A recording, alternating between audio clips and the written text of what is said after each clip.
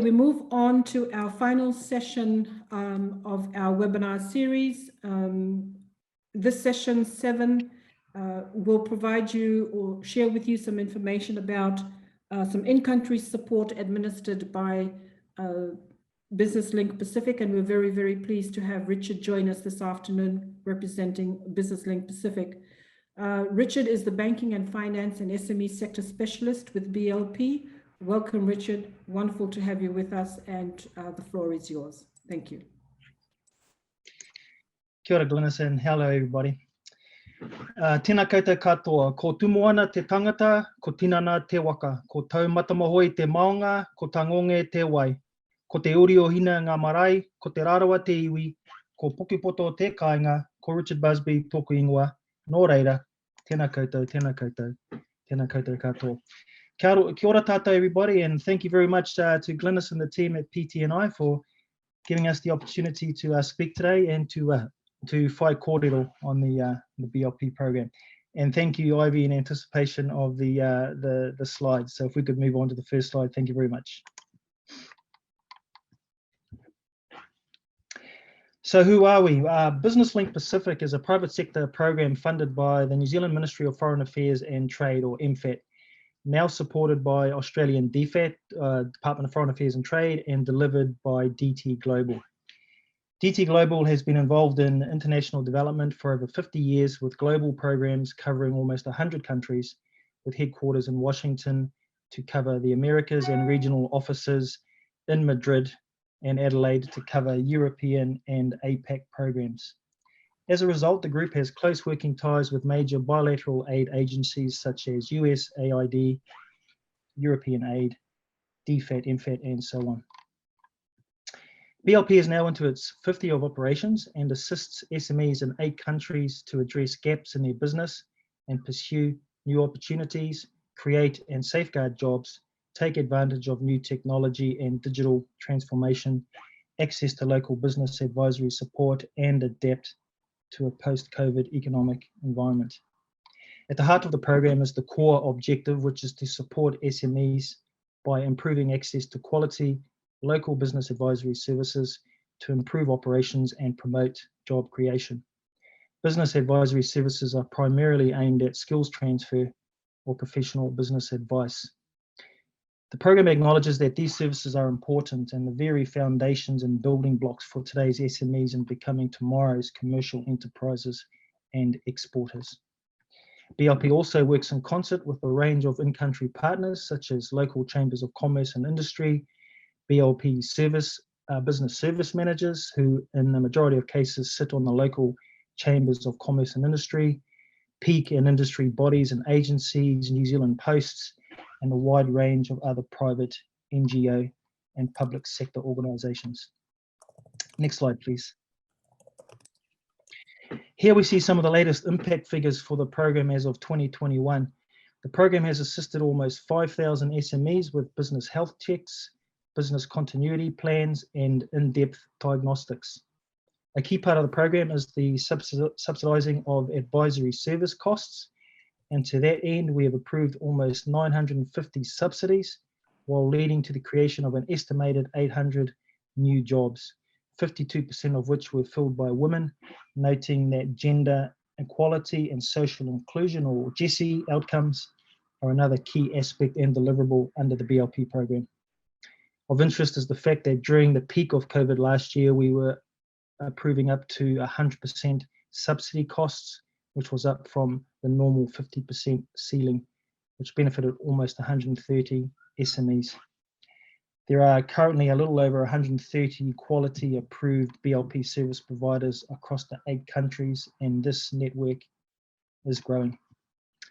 Next slide, please. Here we basically set out the contents of the next few slides, which looks at BLP services in more detail, the competency assessment process, and the new finance facility. Thank you, Ivy. The advisor approval process is relatively straightforward, and like all BLP activities, is done online. So potential advisors register online. We undertake the usual due diligence and compliance checks, at which point the advisor then selects their chosen competency assessments.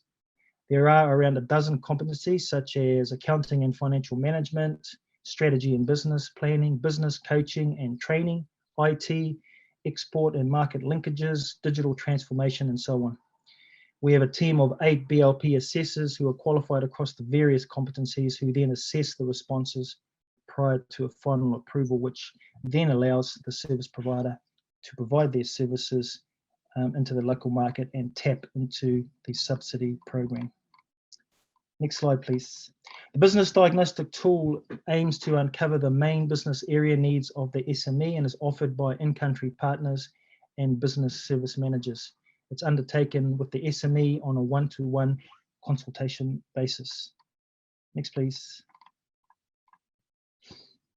Here we see an example of just one of the questions. The tool is relatively very simple. It's an online form which gives small business owners the opportunity to, I guess, step back, critically think about the future of their business and the likely advice that they may need. It therefore helps them to uncover perhaps cracks in their armory from which solutions or strategies can be developed. Next, please. The business health check is the first step for the business in identifying what professional advice they may require, and which then allows them to tap into the 50% subsidy service. It helps business owners detect potential problem areas in their business and provides them with a list of specialist service providers who can help them with the appropriate solutions. It can be undertaken holistically or specifically to one particular business discipline. It also includes an export option, which under the revamped BLP portal and website will include a more thorough questionnaire based on PT&I guidelines. This has also included input from EIF International and a logistics and freight forwarding company, and of course, great to see you on board as well here today, Galton. The input is also assisted with our impending export readiness tool. Next slide, please. The business continuity planner takes the SME through 8 key areas of consideration in reviewing the business, which has become of greater importance, of course, during COVID-19.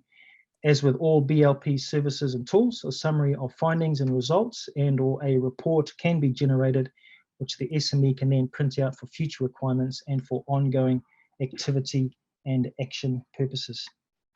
Next, please. And here we can just see a simple example of a question set, which in this case is associated with personal welfare, which in most cases is a very simple yes and no response. And so it's, as I mentioned before, very user-friendly to navigate and complete, while the overall tool also enables the business to take stock and review their overall resilience levels. This is a key area of concern for all SMEs, particularly during these challenging economic times.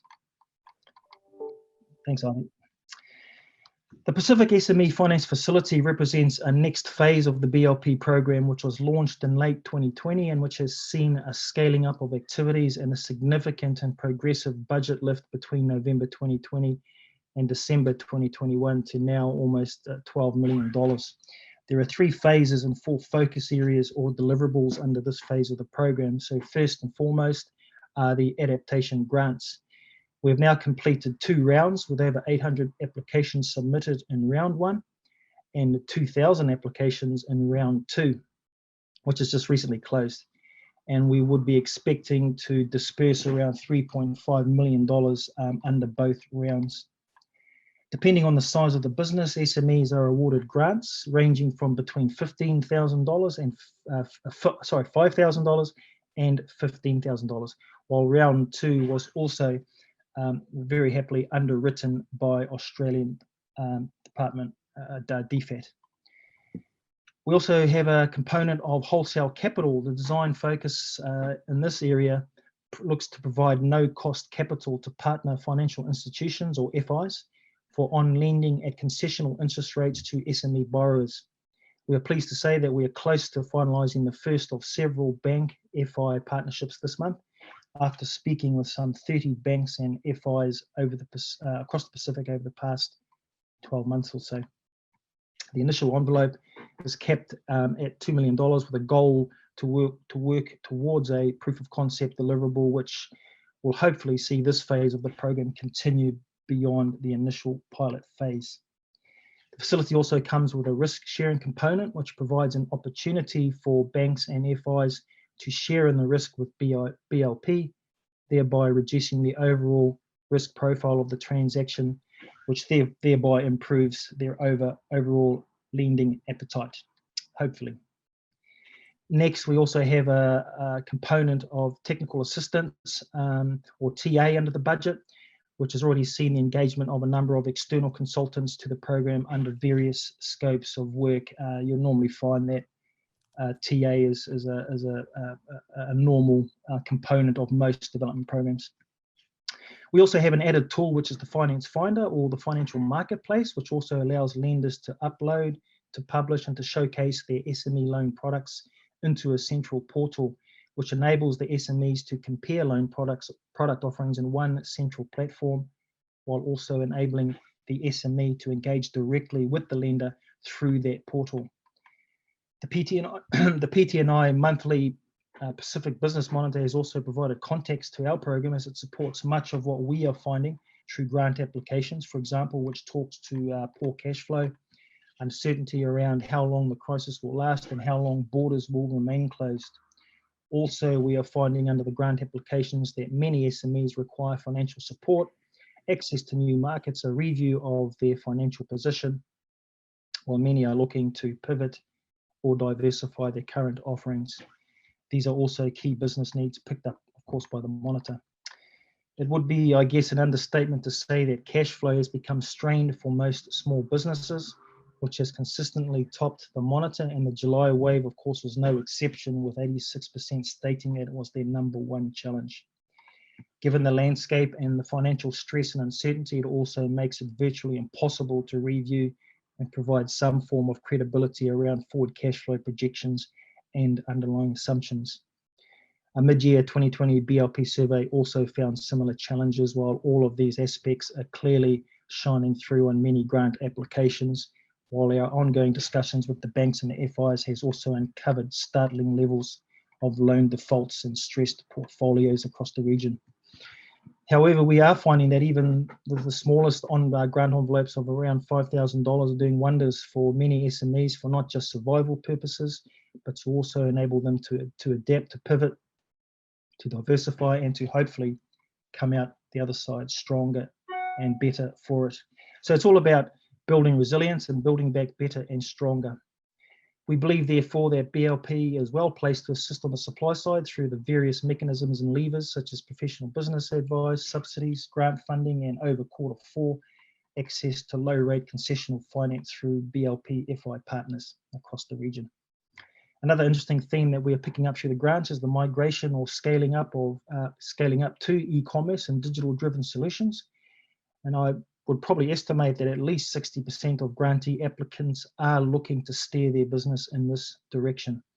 I guess this just follows on from the international trend over the past 18 months, where the previous system of direct face-to-face and real-world meetings and contact has all but been thrown out the window. And of course, as a result, we are seeing an immense rise in new digitally driven service providers and apps coming to market.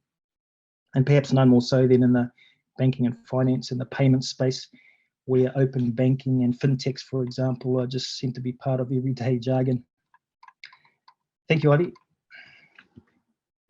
A key aspect of the finance facility targets and supports SME access to finance, which constitutes a major challenge and bottleneck for SMEs. We find that a vast majority of banks and FIs across the Pacific are well capitalised and highly liquid, so it is clearly not due to a shortage of underlying capital or liquidity. The problem is the risk-averse nature of FIs towards SMEs and the perceived higher risk profile attached to the sector. This slide shows how subsidised business services to finance and accounting practitioners have assisted with SMEs to overcome this challenge when looking for new loans, refinancing existing ones, or rescheduling. Other BLP initiatives include wholesale capital, of course, as we mentioned, in conjunction with risk-sharing arrangements with lenders, and using grants as equity towards new loan applications, which is a new initiative. And so with wraparound business advisory services, it means a fully inclusive and engaging envelope. Business advisory services aid with getting SME loan applications more loan and bank ready, which is the same concept we are applying with the export readiness feature as part of the current BLP retooling exercise, which we now have a quick look at to wrap things up. And just one comment there, despite the reluctance of, I guess, FIs or banks to lend more aggressively into the SME sector, we have started to see some green shoots and some encouraging signs from some of the lenders across the Pacific, and one that comes to mind is Kina Bank in Papua New Guinea, who have recently launched a range of innovative new loan products, which we consider to be game changers for the SME sector across the region. Next slide, please. And where would we be without technology? Well, from inception, BLP has always been a virtual program coordinated from New Zealand, and so it was not difficult to adapt to a COVID world when it hit us all in early 2020. The BLP model of structuring program delivery in country with a vast network of local stakeholders has therefore proven to be spot on, which has essentially allowed the program to continue even despite the significant challenges of COVID, which has brought many economies and businesses to a standstill. Technology and e-solutions, therefore, have always been a core delivery platform for us, which has been ably supported by our long-term partnership with Arco Tech, particularly in assisting with the design and development of online tools tailored to the Pacific environment. Arco is a specialist software development and data analysis firm that has assisted us with building a data collection and tracking system while analysing data and producing reports using the thousands of SME responses since 2018. And of course, this data is critical for us as part of the ongoing monitoring and evaluation of the BLP program, while aiding and assisting with desired developmental impacts. Thank you, Ivy. The following slide shows the success of the online tools while providing another summary of SME user access, users across both business health checks and the business continuity planner and the finance finder. The finance finder numbers are also very encouraging, given that it was only launched in Samoa in late 2020 as a pilot. It was only recently launched in PNG in August with 8 banks and FIs now subscribed, and that's growing, and only 2 banks at this stage in Fiji currently on board. So ongoing activities under the Finance Finder will include future rollout to the remaining 4 countries and full onboard, 5 countries and full onboarding in Fiji. Thanks, Ivy. And here we just get a very sneak preview of the impending launch of the new BLP Portal any day now, which will incorporate the new suite of tools around loan readiness and export readiness in the very near term. The new platform will not only continue the theme of promoting the wide range of online and local tools and services that BLP provides, but will better integrate the new services provided under the Pacific SME Finance Facility. Thank you, Ivy. And the final slide is really an example of an article from the Fiji Times of just a couple of days ago, actually, which provides a great example of the positive impacts of grants under the program, and it tells the story of an academic turned agro farmer who built a new nursery housing some 10,000 sandalwood seedlings which can withstand Cat 3 cyclones. And this was after 2 previous plantations had been destroyed by past cyclone activity. Mr. Singh also talks about the benefits and the value of speaking with a BLP business service manager, who of course in Fiji is Mr. Ramesh Chand, and undergoing the diagnostic tool that I discussed earlier. It's a great story of perseverance, of determination in the face of adversity, I believe, and of resilience and building back better and stronger, literally. We've seen dozens of similar articles across our countries over the life of the program, including across social media and so on. And I guess that this becomes the acid test for the BLP program and indeed any development program. That is the real world outcomes and impacts. And the last slide, thank you, Ivy. So ngā mihi nui, and that essentially wraps up the presentation. And I'd like to thank you one and all for the opportunity, and I'll hand you back to Glynis and the team in case there may be any questions or observations. Thank you. Where there's funding, there's always questions, Richard, as you well know. But you look, wonderful, a lot of useful information there. And the topics that you've covered are just so very real. And it's wonderful to see the likes of BLP helping SMEs diversify, as you said, to be agile and to make those changes in their business strategies, coming out of COVID. It's so wonderful to see some of the examples. There's a couple of questions that have come through, Richard. If you don't mind, I'm going to put them to you now. The first one is, can BLP extend services to Tuvalu? So maybe could you just could you just go over again the countries in the Pacific that you have presence in or work with? And then the question is from Tuvalu. Are you? Oh, right. Yes. Right. Yeah. No. Unfortunately, at this point, it's Tuvalu is excluded from the program. The country membership has grown from the initial 4 to 8 now. So Papua New Guinea, Fiji, Solomon Islands, Tonga, Samoa, Kiribati. Did I mention Fiji? Yes. Cook Islands, and Vanuatu. I'm sure that's the 8. Okay. Yeah. Sorry. There. Thanks. Thanks, Ivy. Yep. There you go.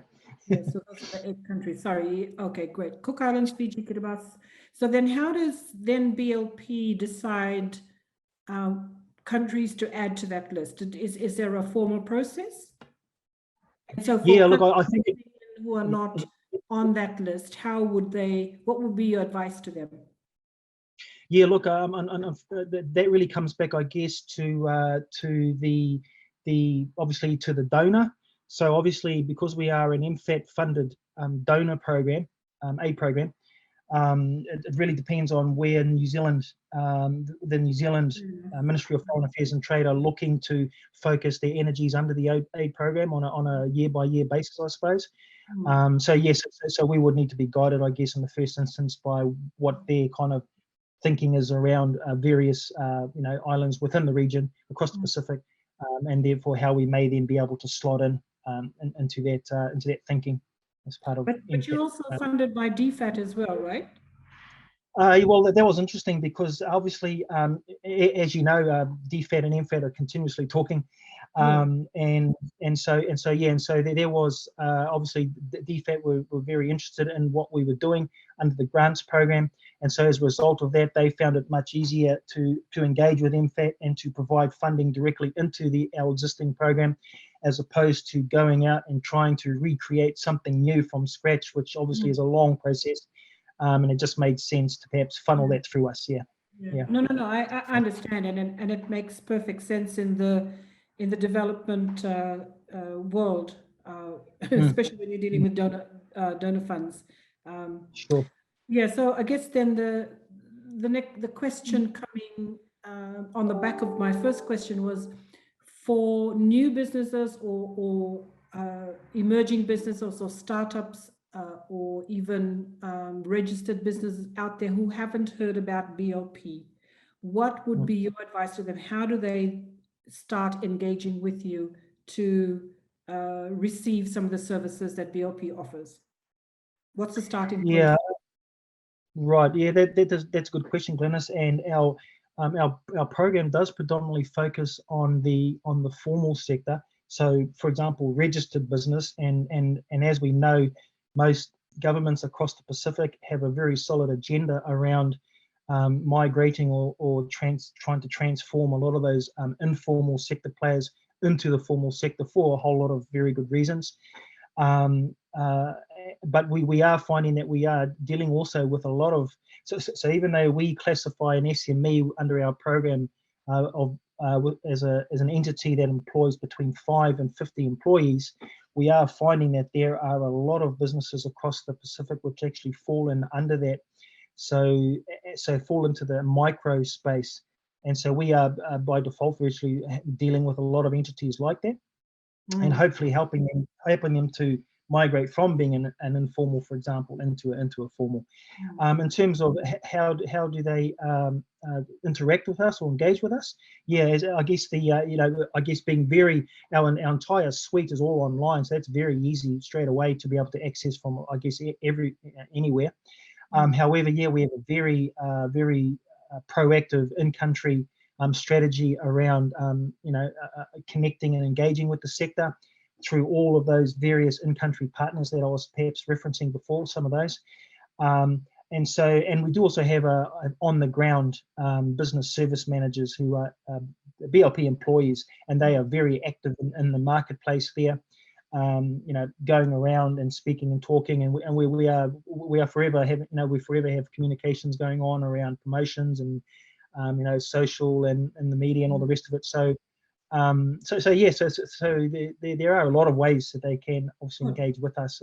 Yeah. So just on your in-country focal points, perhaps if you could just share with those online where those positions sit, because it differs from country to country, right? So for example, where would businesses in Samoa, where would they go to for, and Cook Islands, where are those BLP employees sitting? Yeah, so located, sorry, for want of a better word, located. Yeah. So in most cases, in most cases, we would have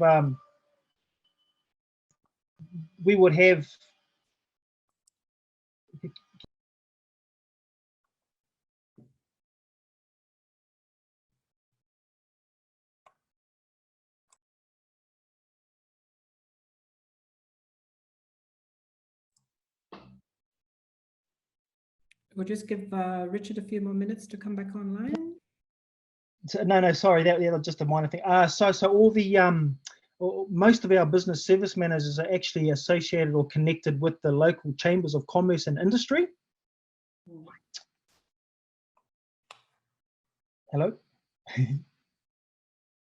Yes, I can hear you. Yep. Oh, sorry, Glenn. Sorry. Yeah. So yes. So therefore, most of our business service managers are connected with the local chambers of commerce and industry.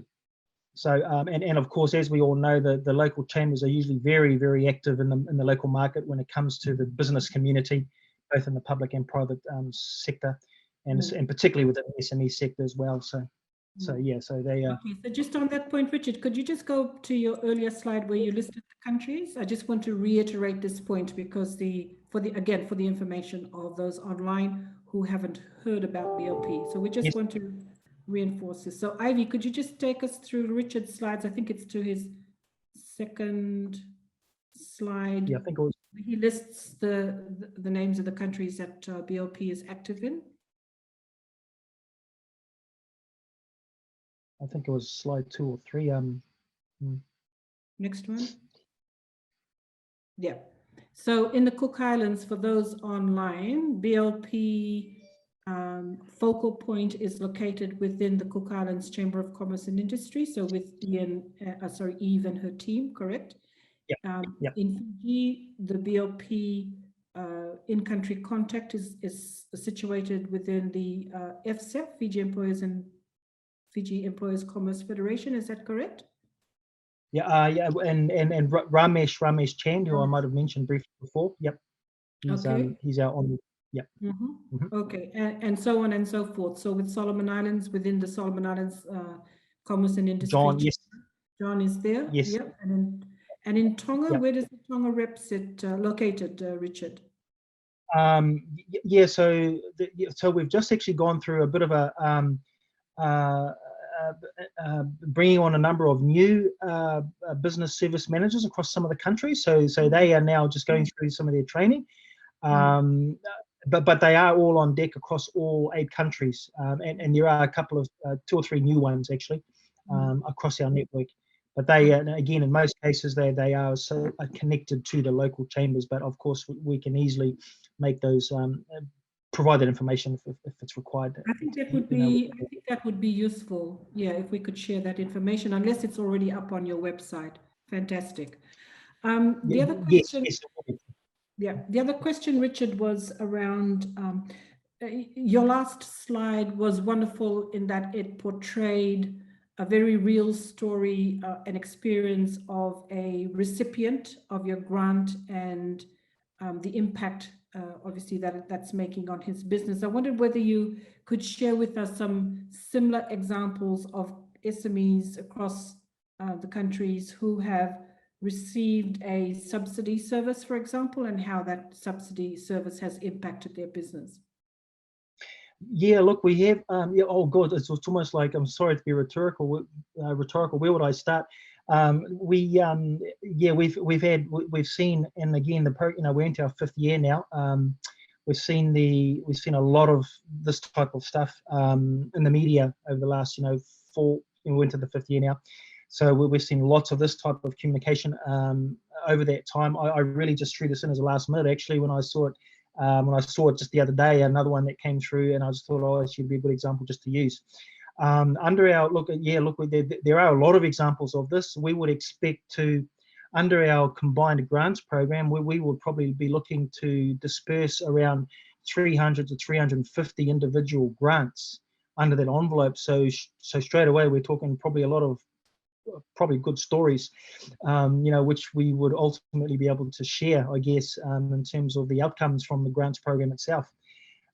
So look, there are lots and lots of examples of it. We have almost finished dispersing round 1 in total, and we're just going through the process now of reviewing, assessing, validating, so on, round 2. So the next couple of months we would also be hopeful of having paid out all those grants under round 2 as well, and then we will have a much larger war chest, I would say, in terms of stories just from the grants. But look, I'm pretty sure Sandra and our internal comms team would have a lot of examples to be able to share. Yeah.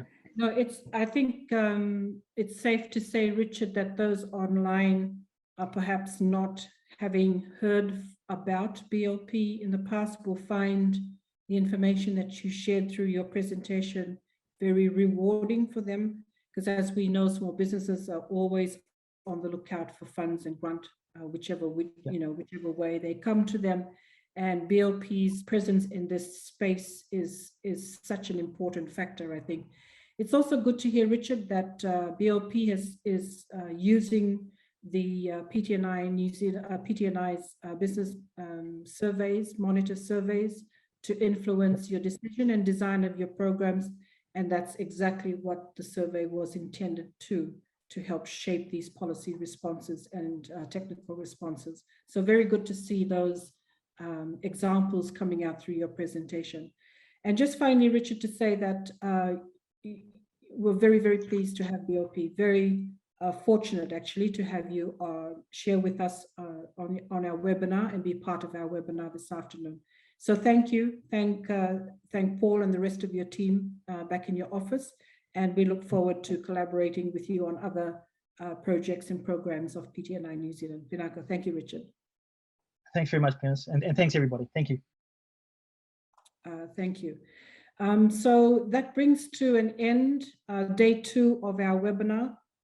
I hope all of you online have enjoyed and found the presentations of some benefit to you and your business. All the presentations, the videos, the presentations and the email contacts of the presenters will be circulated to all those who have taken the time to register and come online and join us yesterday and today. So we will be sharing that information with everyone. Just a last parting comment, as with all of these projects, we're required as part of our reporting procedures to ask each and every one of you to complete the registration form, the evaluation form, which you would have received from Ivy, and Ivy will be in touch with you as to when we need those back, ASAP usually. Your evaluation forms are important to us.